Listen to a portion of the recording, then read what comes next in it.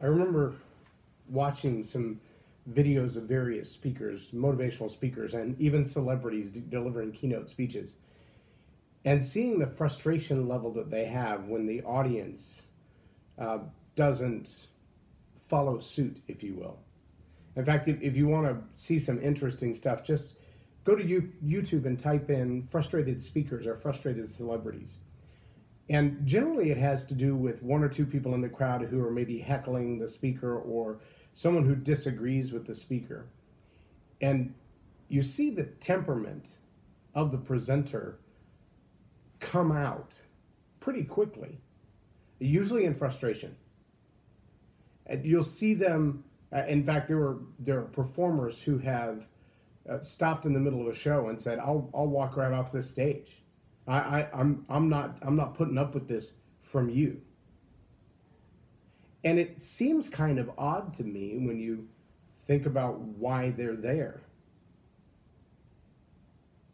I mean, whether you're the band or you're the MC or you're the paid speaker,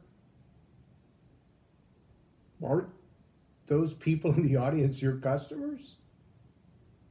I mean, if they weren't there paying for a ticket or their boss hadn't paid for you to come and present to them, would you even have a job or a reason to be there on the platform? And yet, that level of understanding seems to be missed by many who take the platform. Today, I want to talk about Learn to Roar communications, and we're on the third pillar of the Learn to Roar philosophy, A, which is for authority. And it strikes me as odd when you see someone demonstrate their authority by saying, "I will put this mic down and walk off this stage." And I think to myself, well, okay, but what does that prove? That you don't want to get a paycheck? That your customers are not worth serving what they've paid you for? What does it prove besides your ego and your low self-esteem and your inability to be criticized or to receive critical feedback from what you're doing? See, authority doesn't look like that. Authority doesn't look like the emotional manipulation of, well, if I don't get my way, you're not going to get anything. That's not what authority looks like. That's called childish. That's not authority. I know there are people who operate their leadership, whether it's in the family or in a corporation or even in the military, they operate their leadership by turning the screws, so to speak, by tightening beyond comfort the aspects of a relationship until they get their way. And then they feel like, I've exercised my authority to make you comply by making life miserable when you don't. That's not authority. That's manipulation. That's not leadership. That's manipulation. That's not influence. That's manipulation. And whether you're doing it with a microphone in your hand or a pen in your hand, the outcome is still the same. It's still manipulation. Now, you've probably been in that kind of meeting where people will say various catchphrases that they really have no meaning except to make the person seem or sound more important than they really are. I remember hearing in a season probably 4 or 5 years ago at least a dozen different speakers and trainers from completely different walks of life and entirely different training environments or speaking environments who had adopted a phrase, and I don't know who originated it, but they would say, quote, "I didn't say all that to impress you, but to impress upon you." I've tried to dissect that phrase 2 or 3 different ways and different times, and even looked at it in the context of what they said before and what they might say after, and it just sounds like a bunch of big words that are all run together to say something that I'm not even sure what they're saying. Maybe I'm just slow. Maybe I'm just too thick. Maybe I'm the one too proud to understand it. If that's the case, then I get it. But I can tell you that those words were lost on me which means they were wasted breath. For me, as a hearer, as an audience member, they carried no value whatsoever. Which makes me wonder, as someone who takes learning very seriously, and I love to consume and learn and synthesize information, did the casual listener in the audience get anything out of that phrase? I didn't say that to impress you, but to impress upon you? Or did it just sound fancy? Is it like saying tonight we'll dine on escargot and caviar? Meaning we'll have boiled eggs and tuna fish? Because I don't know what those other two are? Like, is it that kind of phrase? It sounds really fancy, but there's no substance behind it. When communicating, you have an obligation to take the time to ensure that the person you're communicating with receives and comprehends what it is you've said. If I walked into the room with the greatest tone of all and a vibrato that delivers with punch every time I speak and everything I say sounds like blah, blah, blah, blah, blah. Who cares about my job title? Who cares about my position or my rank or my pay grade? Nobody. If what I'm saying is unintelligible or inapplicable, why do I bother? Why does the listener bother to listen? And yes, believe it or not, those are very important questions. I don't care if you're a salesperson at the T-Mobile sales store, or the manager at McDonald's, or the guy sweeping the parking lot when somebody throws garbage out of their window. What you say to them matters as much as why you say it and where you say it. Think through any one of those scenarios for a second. Let's take the guy sweeping the parking lot. A brand new Rolls Royce pulls into the parking lot. They roll down their window. They throw some trash in the parking lot. They roll up their window and start to drive away. The young person or the person sweeping the parking lot sees them and begins to yell profanities at them about picking up their garbage. Think it's going to make any difference to him at all? Probably not. And probably because the person in the car is presumed to have more authority because they drive a big fancy car, where the person sweeping up the parking lot apparently has a menial job, right? Those are all presumptions, number one. Number two, speaking with authority sometimes as simple as pointing out facts that might have been overlooked. So perhaps you might catch the car before they leave the parking lot and in a polite manner say, "Excuse me, but you seem to have dropped something. The trash can is right over there." Maybe simply making them aware of the fact that there is a trash can nearby would inspire them to do the right thing and put the trash in the receptacle rather than in the driveway. I posted a picture just the other day, and I don't think you can see it. I don't think I had my camera adjusted just right, but there was a nice little row on the curb behind the bushes of McDonald's Happy Meals and drinks and bags. And they were on the curb, not in the parking space. They were on the curb, and they were all lined up very nicely. And about 20 feet on the other side of the bushes were 2 trash cans. Now, why the garbage made it into a nice, neat little row on the curb, but not 25 feet into the garbage can, is totally beyond me. I wish I had seen someone do that. I would have helped them to find the trash can that apparently was too far away to be located. But it's fascinating to me that most people would try to exhibit or demonstrate or exercise their authority. You need to pick that up. What kind of person leaves that trash there? As opposed to equipping and empowering them. So it was a parenting flaw of mine for a long time, that rather than to seek understanding and mutual ground with my children, I would just simply yell at them until I got the result that I wanted. I would raise my voice. I would put the pressure on. I would over exaggerate the entire event just to make sure that they responded the way that I wanted to. And I know I've worked for people who, as adults, do the same thing to other adults. But in Learn to Roar communications, when we talk about authority, the first stage of authority is to equip. It's to provide knowledge. Why communicate with someone if you haven't given them more than they had when you started to communicate with them? Isn't that the whole point of communication? Maybe it's more affection. Maybe it's more attention. Maybe it's more information. Maybe it's more revelation. Maybe it's more knowledge. But to give to them, to add value to them, to give them more than you had when you started the conversation. Even if it's a simple, hello, how are you today? Are you giving something to them that they didn't have before you started talking? Next, it's to actually give them the chance to do something with that knowledge. Hello, how are you today? If you just keep walking and you don't slow down long enough to give them a response, what good is that?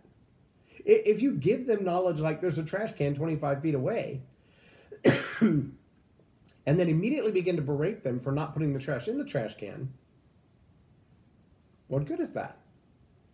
But if you were to say to them, maybe you missed it, but there's a trash can right over there, and then pause for a moment to see if they think, wow, I should probably put my stuff in the trash can. Now, if they're the arrogant ne'er-do-well who's going to say to you, well, then you should pick it up and put it in there. You know, there's an old phrase that says, don't throw your pearl before swine. Another way of saying the same thing is, don't argue with the pig. All it does is frustrate you and annoy the pig. If you're pointing out to them that there is an opportunity to do the right thing, that there is a trash can 25 feet away, and they not only refuse to do the right thing, but want to sass as a result, some people are beyond help. You can throw them a lifesaver all you want. You know, the little ring from a boat, not a candy. But you throw them the little ring from the boat into the water and they're just going to spit on it while they drown. It's evident in their lifestyle most of the time. It really is. The way that they keep themselves and the things around them. And so equipping them by giving them the information and empowering them, giving them time to respond to that. Oh, let's take that to another scenario. Maybe it's an employee and you were to say to them, you know, there's a new project that's underway and there are 5 or 6 steps that need to be taken to do that. I know you don't have an assigned role in this, but here are the 5 steps. If they take the initiative to take that information and act on it, and you've empowered them with the tools and the opportunity necessary to do something with that information you've just given them, you may find that in delegating that little bit of authority and in opening that door just a little bit to let them rush through, that you find a new supercharged initiative taker in your organization. And it's ironic how the different temperaments of people on your team will respond when you give them just a little bit of thread to pull on, just a little bit of rope to run with. Some will take that rope and immediately hang themselves. Some will take that rope and run as far as they can with it and then use it to bring along other people. Some people will look at that rope hanging out there and go, that's a trap. And so the opportunity that you've given them won't necessarily inspire them to do anything different. The opportunity that you've empowered and equipped them to do will come to naught. But it's a pretty good picture as the leader who you can delegate things to in the future. There's also an old phrase that says, if you can trust them with the little things, then you can trust them with the big things. As a communicator in an audience, you might say, there's more information about this on my website. It's free. All you have to do is download it. Well, not everybody in the audience is going to download it. You've equipped them with some knowledge. This is something you may want to know. Here's how you can get it. And you've empowered them by telling them how they can get it. But if they're not willing to take that step, don't argue with a pig. If they want you to do it for them, that's either another level of service or they're looking at the wrong source. But if you've given them the knowledge that they need to obtain and given them a means to get to that knowledge and put it into practice, and they refuse to do it, you've kind of reached the level of your responsibility. But you also know just how much authority you have in their life. Because if you offer something of true value and offer a path to get to it, and they see you as an authority, your exercising of your authority is to say to them, here's more knowledge, here's how you get it. And if they respect you as an authority, they will take action on that. If they don't respect you as an authority, then it won't matter. When you hear someone, for an example, say, I have this 12-page blueprint for success. It's a PDF file. It's a free download. Go to my website, click on XYZ button, and you can download it. And then there are no downloads.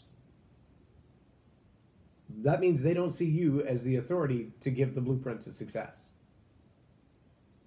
If you offer a solution to anything, and from the last sessions, it's either not relevant to the audience that you're offering it to, or you don't have ownership over it, you haven't demonstrated that your solution truly works for everyone, then the authority that you need to offer it and see people take action on it probably doesn't exist. So you can equip them, you can empower them, but they won't take action if they don't see that you have authority. So what's the fix? Again, it doesn't matter if we're talking about a supervisor or a CEO talking to his team, or if we're talking about a parent talking to their child, or we're talking about a presenter, a teacher, a professor, a public speaker in front of a crowd. When it comes to exercising that authority, that's the two-way street where your knowledge, your wisdom, your expertise, your offer is presented and either taken or not. Then there comes that place where you've got to exhibit your authority. You've got to be able to demonstrate that your level of expertise is high enough to make it worthwhile receiving that information from you. Now, some people will front load that into the entire conversation. They'll demonstrate their authority up front. These are the results that I've seen. These are all the people that have received from me. These are all the people who have followed the path that I've offered. These are the employees who've had a raise because they've done the things that I've recommended for them. The list goes on and on and on, right? A lot of people in public speaker training will tell you, tell your story that explains why you're the authority in this to begin with. These are the experiences that I had. I once cut my foot off while mowing the lawn. Now I know I do these things so that I don't cut my feet off while mowing the lawn, and I have a titanium foot to prove it.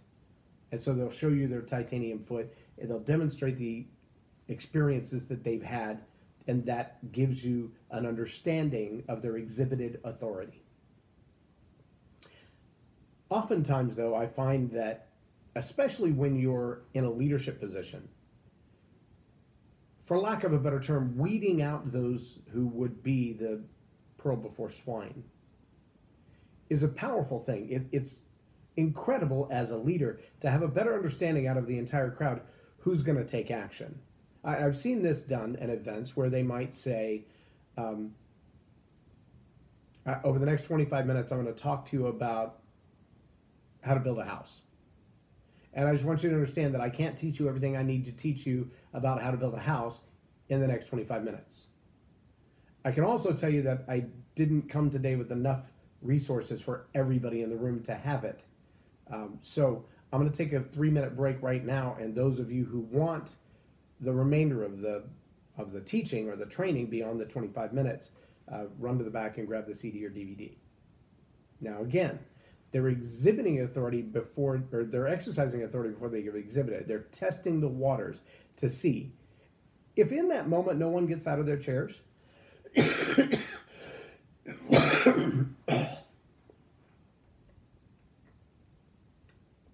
the invitation, if the call to action, if the offer generates no response at all, there's a pretty good chance no one trusts what you have to offer. But see, doing that at the beginning of the presentation, you might see people who get up and move and then create an implication of authority. So people might say, well, I'd like to hear what you have to say before I decide to buy it, but if all of these people are going to buy it right now and there's a chance you're going to run it out, then I will take the chance on that. And so it's an implied authority. You may not have demonstrated anything up to this point, but you either get it or you don't. Let me give you another good example of authority that's exhibited before the whole thing starts. If the CEO walks into the room and taps one employee on the shoulder, and everybody knows who the CEO is, and the CEO says, I need you to do X, Y, Z. The first question that anybody else in the room is going to have is, why do you tap him and not me? Why does he get an opportunity and not me? See, that's that exhibited authority already starting to have its influence. Now, what he might have said is, hey, I forgot my coffee in the men's room. Would you go grab that for me? Right? Nothing spectacular, but the opportunity. He was equipped. I left my coffee cup in the men's room. Will you go grab it for me? He was empowered. He's given an opportunity to do something about the new knowledge that he has. And he's being tested. Will you do what I ask you to do? Will you employ the knowledge that I've given you? So I'm going to give you a chance to exercise the authority I just delegated to you. You have new knowledge. You have opportunity. You have a chance to exercise it. And then it will be exhibited when the whole thing comes to fruition and this employee hands the cup to the CEO. And so all of that kind of happens in a matter of moments. When we communicate clearly, that has a chance to happen. Sometimes that communication is just in the form of branding. If, for an example, you had a chance to go to a lunch meeting with a few guys, and one of those guys, or a few gals, and one of those gals was someone who's been on the Shark Tank many, many times. If Kevin Harrington was going to, by chance, show up at the lunch that you were going to, would you rearrange your schedule to be at lunch with Kevin Harrington? Or Damon John? Or any of the other sharks? If Richard Branson was going to stroll into your coffee shop at 9 o'clock this morning, would you put away your laptop and drop everything to hear what he's talking about and hear who he's talking to? Well, of course you would, because his authority has already been exhibited.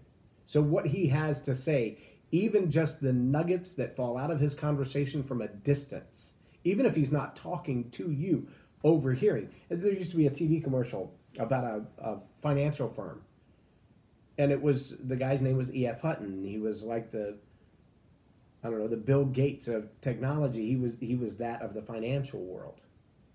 And people would say when E.F. Hutton talks, everybody listens. And they would demonstrate this in a commercial by the fact that if someone walked into a busy coffee shop or restaurant and said, E.F. Hutton said, the whole room went dead silent. Everyone wanted to hear what E.F. Hutton had to say. That's true of your authority as well.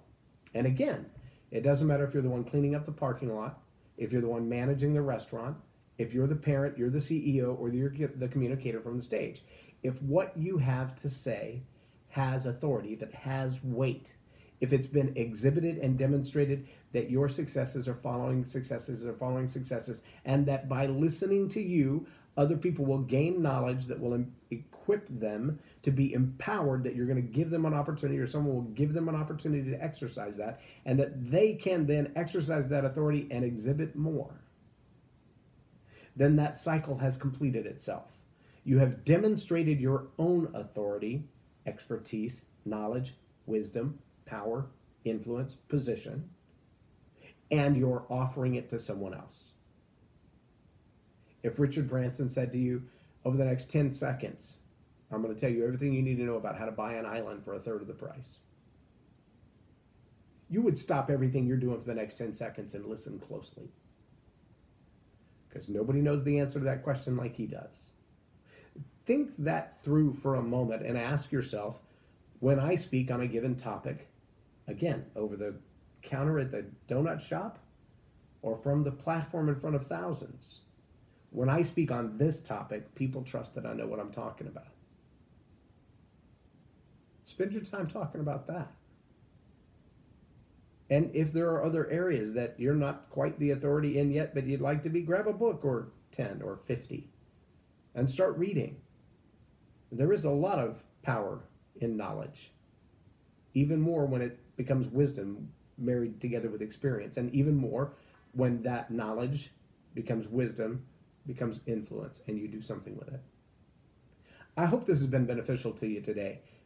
I don't want to get off in the weeds too deep on this because the Learn to Roar pillars are pretty deep on their own. But just as an example, I sat with a gentleman yesterday morning over coffee. It was our first meeting, and he was really curious about the Learn to Roar philosophy. And he told me his job title and his position, and he said, how does that even apply to me? How do I even use that?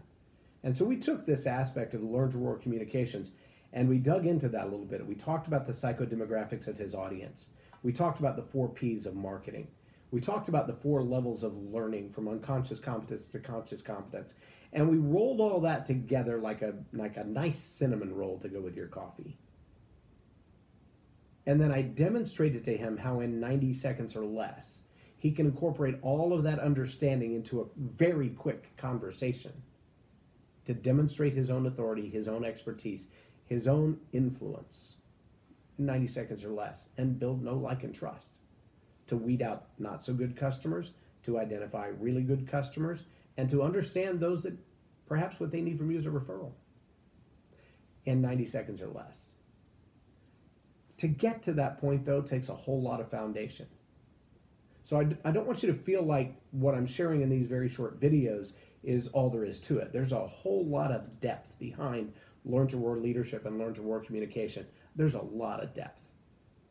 The question is, how much of it do you want?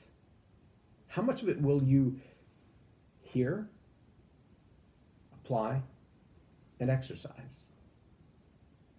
Because that's where authority comes from. I'm J Loren Norris, and you've been watching Tell It Like It Is TV. Have a blessed day.